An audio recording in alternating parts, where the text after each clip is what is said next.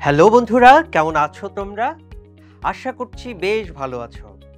আমি রহমান পলাশ তোমাদের সকলকে স্বাগত জানাই GO8-এ।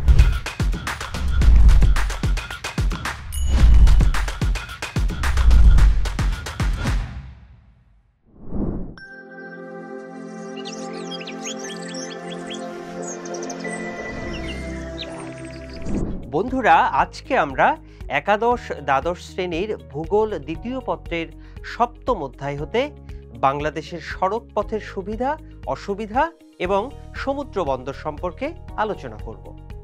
চলো তাহলে আলোচনা শুরু করা যাক। বন্ধুরা, বাংলাদেশের প্রধান চলাচলের মাধ্যম হলো সড়ক পথ। এত সড়ক পথ, এগুলোর সুবিধাসমূহ অর্থনীতিতে কি ভূমিকা রাখে তা এখন দেখব। বন্ধুরা, বিভিন্ন গ্রাম অঞ্চলের মধ্যে সংযোগ স্থাপনের জন্য রাস্তাই সবচেয়ে উত্তম পথ। এমন অনেক স্থান আছে যেখানে রেলপথ বা জলপথ কোনোটাই নেই, যেখানে সড়ক পথই একমাত্র অবলম্বন। এই সড়ক পথের নানা ধরনের সুবিধা রয়েছে। বন্ধুরা, যেমন বাজার ব্যবস্থার উন্নতি। বাংলাদেশের শহর এবং গ্রাম অঞ্চলের মধ্যে সহজ যোগাযোগ ব্যবস্থার দারুণ অভাব। সড়ক পথের অভাবে গ্রামবাসীরা তাদের উৎপাদিত দ্রব্য শহরে এনে উচিত দামে বিক্রি করতে পারে না। এছাড়া পচনশীল দ্রব্য গ্রাম অঞ্চল থেকে শহর অঞ্চলে পাঠাবার জন্য সড়ক পথের প্রয়োজন সবচেয়ে বেশি। রেলপথ সব স্থানে নির্মাণ করাও সম্ভব হয় না, তাই সড়ক পথের উপর নির্ভর করে থাকতে হয়। দ্বিতীয়ত, সুষম অর্থনৈতিক উন্নয়ন। অর্থনৈতিক উন্নয়নের জন্য সড়ক পথের যথেষ্ট প্রয়োজন রয়েছে। দেশের সব স্থানে সড়ক পথ থাকলে পল্লী অঞ্চলেও কারখানা স্থাপন করা যায়।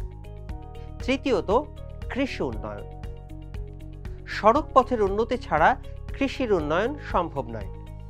কৃষি যন্ত্রপাতি, বীজ, সার ইত্যাদি কৃষিক্ষেত্রে পাঠানো এবং উৎপাদিত শস্য কৃষকের বাড়িতে আনয়নের জন্য সড়ক পথেই সবচেয়ে বেশি সুবিধা। বন্ধুরা, চতুর্থত, শিল্প উন্নয়ন। শিল্পের প্রয়োজনীয় কাঁচামাল শিল্প কেন্দ্রে সংগ্রহ এবং শিল্পজাত দ্রব্য দেশ বিদেশের বাজারে পাঠানোর জন্য সড়ক পথের সুবিধা থাকা উচিত। পঞ্চমত, ব্যবসা বাণিজ্য উন্নতি। অসংখ্য ছোট বড় হাট বাজার বাংলাদেশের বিভিন্ন স্থানে রয়েছে। এসব হাট বাজারে পণ্যদ্রব্য পরিবহন করতে এবং সেখান থেকে অধিকতর উন্নত বাণিজ্য কেন্দ্রে প্রেরণ করতে সড়ক পথের সুবিধা থাকা দরকার। ষষ্ঠত, বনজ সম্পদ আহরণ। বন এলাকায় রেলপথ নির্মাণ সম্ভব হয় না। বাংলাদেশের বনাঞ্চলে সড়ক পথ নির্মিত হওয়ায় বনজ সম্পদ আহরণ করে সুষ্ঠুভাবে ব্যবহার করতে যথেষ্ট সুবিধা হয়। সপ্তমত, দ্রব্যমূল্যের সমতা। শহর এবং গ্রাম অঞ্চলের মধ্যে উন্নত সড়ক ব্যবস্থা থাকলে শহর এবং গ্রামের মধ্যে দ্রব্যমূল্যের বিশেষ পার্থক্য দেখা যায় না। অষ্টমত, কর্মসংস্থান।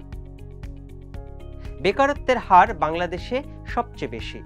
সড়ক পথ রক্ষণাবেক্ষণ ও মেরামত সড়ক পরিবহনের সাথে কর্মরত থেকে এই দেশের বহু লোক জীবিকা নির্বাহ করছে, যার ফলে বেকারত্ব কমছে। নবমত, রাজনৈতিক সুবিধা। রাজনৈতিক ক্ষেত্রে সড়ক পথের সুবিধা কম নয়। দেশের অভ্যন্তরীণ আইন শৃঙ্খলা বজায় রাখতে এবং দেশকে বৈদেশিক আক্রমণ থেকে রক্ষা করতে সড়ক পথ গুরুত্বপূর্ণ ভূমিকা পালন করে থাকে। বন্ধুরা, দশমতম হল সামাজিক গুরুত্ব। বাংলাদেশের বিভিন্ন স্থানে চালচলন, আচার ব্যবহার ও সামাজিক কর্মকাণ্ডের মধ্যে পার্থক্য দেখা যায়। বিভিন্ন ধরনের সংস্কৃতির আদান প্রদানে সড়ক পথ সাহায্য করে থাকে। বন্ধুরা, তবে এই যে এত প্রয়োজনীয় সড়ক পথের কিছু অসুবিধাও রয়েছে। যেমন, বেশি দূরবর্তী স্থানে যাতায়াত করা দরকার হলে সড়ক পরিবহনের ভাড়া এবং মাশুল বৃদ্ধি পায়। বর্ষাকালে বাংলাদেশের অধিক বৃষ্টিপাত অঞ্চলে এবং শীতকালে অধিক ঘন কুয়াশার ফলে সড়ক পথে চলাচলে বিঘ্ন ঘটে। সড়ক পরিবহনের নির্ভরযোগ্যতা কম। কোনো কোনো সময় সড়কে যান বিকল হয়ে গেলে দুর্ঘটনা ঘটে। মাঝে মধ্যেই সড়ক পথে যানজট ঘটে, তখন যাত্রী ও পণ্য পরিবহনে সমস্যা দেখা দেয়। অনেক ক্ষেত্রে নিয়মিতভাবে সঠিক সময়ে সড়ক পথে গন্তব্যস্থানে পৌঁছানো সম্ভব হয় না। সড়ক পথের মাধ্যমে আন্তর্জাতিক বাণিজ্য সম্ভব হয় না, কারণ মালভর্তি সড়কযানকে সরাসরি অন্য দেশে প্রবেশ করতে কিছু বিধিনিষেধের ঝামেলায় পড়তে হয়। সড়ক পথে দ্রব্য পরিবহনের ক্ষেত্রে শ্রমিকজনিত ব্যয় বেড়ে যায়। এক ট্রাক ভর্তি মালের জন্য যেখানে 2 জন শ্রমিক প্রয়োজন হয়, সেখানে রেলপথে অনেকগুলো ওয়াগন ভর্তি মাল পাঠাতে মাত্র 3 জন শ্রমিক প্রয়োজন হয়। বন্ধুরা, এই পর্যায়ে আমরা বাংলাদেশের বিভিন্ন স্থানে গড়ে ওঠা নৌ এবং সমুদ্র বন্দরগুলো সম্পর্কে জেনে নেব। জলপথে পণ্যদ্রব্য আমদানি এবং রপ্তানি করার জন্য সমুদ্র উপকূলে বা নদীর তীরে বাণিজ্য বন্দর গড়ে উঠেছে। এই ধরনের বাণিজ্য কেন্দ্রগুলোকে বন্দর বলা হয়। বাংলাদেশের বিভিন্ন স্থানে ছোট বড় নানা ধরনের বন্দর রয়েছে। এগুলো জল ও রেলপথে দেশের অধিকাংশ শহরের সাথে সংযুক্ত। এই বন্দর আবার 2 ধরনের, যার প্রথমটি হলো অভ্যন্তরীণ নদী বন্দর। দৌলতদিয়া, সিরাজগঞ্জ, চাঁদপুর, নারায়ণগঞ্জ, ভৈরব বাজারে নদী বন্দর রয়েছে। দ্বিতীয়টি হলো সমুদ্র বন্দর। চট্টগ্রাম, মংলা ও পায়রায় সমুদ্র বন্দর রয়েছে। বন্ধুরা, বাংলাদেশে বড় বড় নদীর তীরে নৌবন্দর গড়ে ওঠার অনুকূল পরিবেশ রয়েছে। এতে কিছু সুবিধাও আছে, যেমন নদীতে প্রচুর পানি এবং জোয়ার ভাটা থাকার প্রয়োজন আছে, যেন অগভীর নদীতে জোয়ারের সময় বড় বড় জাহাজ ঢুকতে পারে। নদীতে বালুচর এবং কাদাযুক্ত তীরভূমি না থাকায় উত্তম। বাংলাদেশের বড় বড় নদীগুলোতে এই ধরনের পরিবেশ না থাকায় বন্দর গড়ে উঠেছে। নদীপথ অধিক বাঁকা থাকা উচিত নয়, এতে শুধু শুধু দূরত্ব সৃষ্টি হয়। বাংলাদেশের বেশিরভাগ নদীপথ অনেকটা উত্তর থেকে দক্ষিণ বরাবর অবস্থিত। নদীর কাছাকাছি উন্মুক্ত সমভূমি থাকার প্রয়োজন, যাতে রেলপথ, সড়কপথ, ব্যাংক, ডাকঘর, মালগুদাম ইত্যাদি গড়ে ওঠে। চাঁদপুর, নারায়ণগঞ্জ, ভৈরব বাজার, সিরাজগঞ্জ ইত্যাদি নদীবন্দর এই ধরনের সুযোগ সুবিধা থাকায় সহজেই গড়ে উঠেছে। নদী প্রশস্ত এবং গভীর থাকলে শীতকালে নদীর পানি কমে গেলে অথবা অল্প পানি থাকলেও জলযান চলাচলে বিঘ্নতা ঘটে না। বাংলাদেশের নদীগুলোতে সাধারণত এ ধরনের সমস্যা সৃষ্টি হয় না। বাংলাদেশের নদীবন্দর এলাকার পশ্চাৎভূমি উর্বর এবং প্রাকৃতিক সম্পদে সমৃদ্ধ। বন্দর এলাকার জলযানের জন্য জ্বালানি তেল, কয়লা ইত্যাদি থাকা উচিত, যা দেশের নদীবন্দরগুলোতে রয়েছে। বন্ধুরা, সমুদ্র বন্দর গড়ে ওঠার অনুকূল পরিবেশ সম্পর্কে এখন আমরা জানব। প্রথমেই বলবো পোতাশ্রয়ের কথা।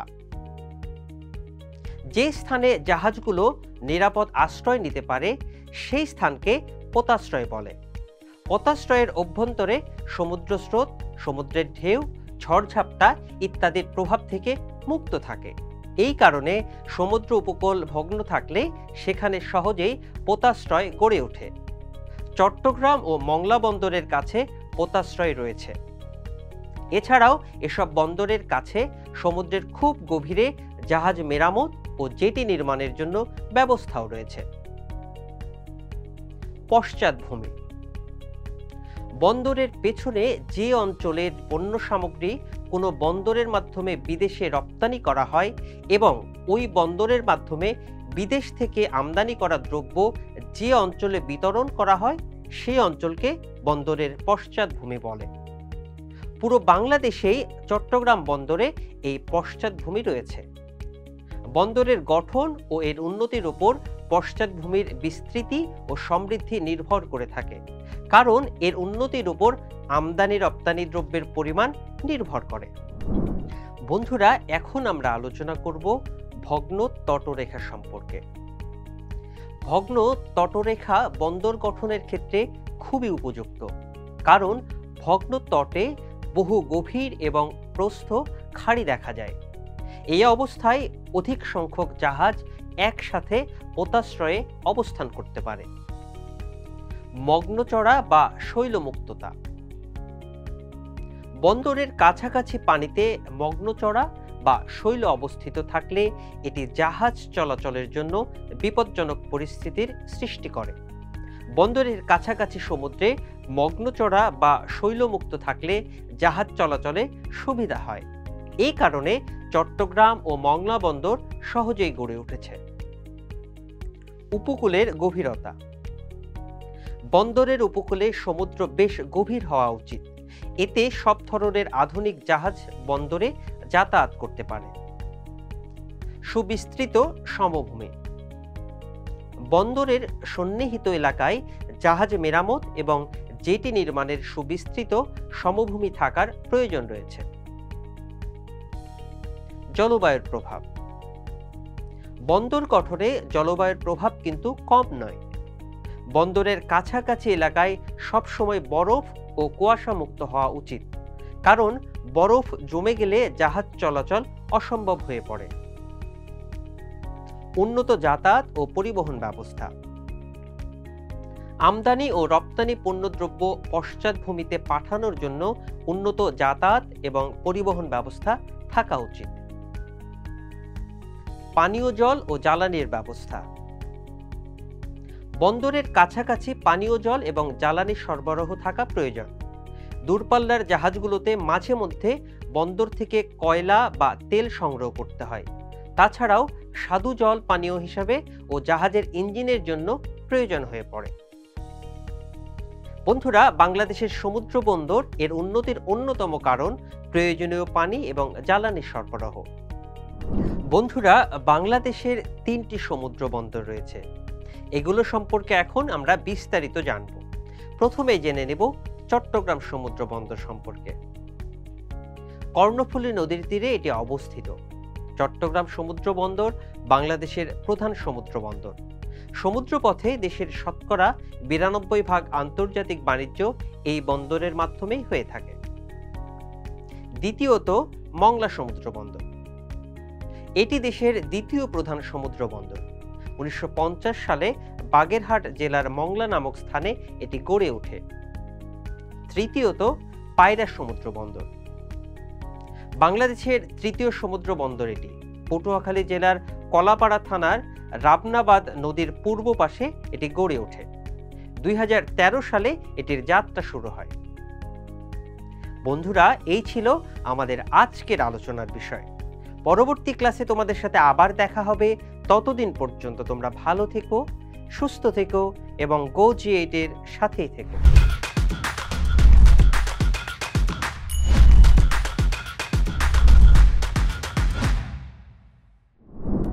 বন্ধুরা, এতক্ষণ যা আলোচনা করলাম তা থেকে গুরুত্বপূর্ণ কিছু নোটস জেনে নিই। বাংলাদেশের 3টি সমুদ্র বন্দর রয়েছে, যথা চট্টগ্রাম সমুদ্র বন্দর, কর্ণফুলী নদীর তীরে অবস্থিত চট্টগ্রাম সমুদ্র বন্দর বাংলাদেশের প্রধান সমুদ্র বন্দর।